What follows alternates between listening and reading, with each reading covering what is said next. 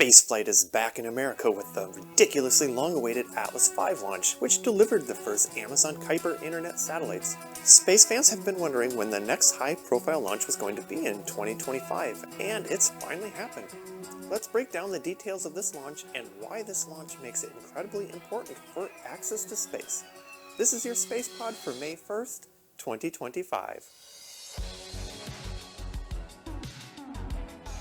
Hello space fans, this is Chad, your host for Orbital Edge News. Space fans have been losing their minds that nothing other than a Falcon 9 has launched at the Cape for an entire year.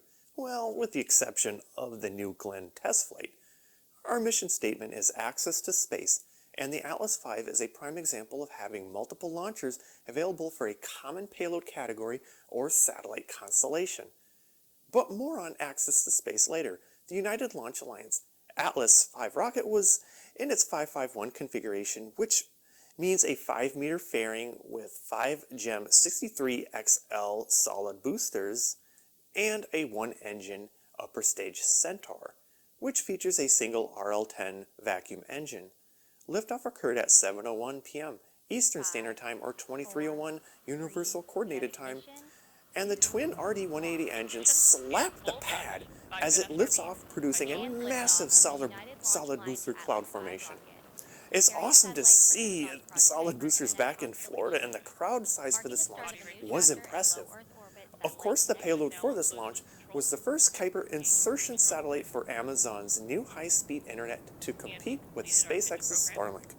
Do you think Kuiper will be better?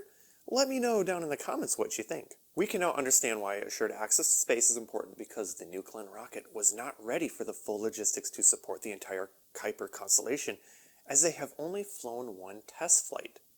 But then there are some other problems which Blue Origin has not addressed on how feasible it is to launch Kuiper if they have no confirmed mass barrage deployer. I feel there should be a minimum weight requirement to meet before a super heavy launcher is wasted for an underutilized payload capacity. Some may disagree and be fine with a banana only being launched on a Starship, but that is just a discussion for another day. Now, ULA has stated that launch operations will be ramping up this year with more Atlas V launches and a few Vulcan launches. So it will be great to start getting back on board with a full deck and, of course, space tourism numbers growing this year. By the way, just letting you all know that the Atlas V now only has 8 more boosters in production. After that, it's history and onward to the Vulcan. We have hired and are in the training process for some new Spacepod communicators. Let's hope in the future I can take a break from these so I can improve the show. Well, I hope you've learned a little bit more than you did yesterday. I am your host, Chad, and I will see you out on the launch pad.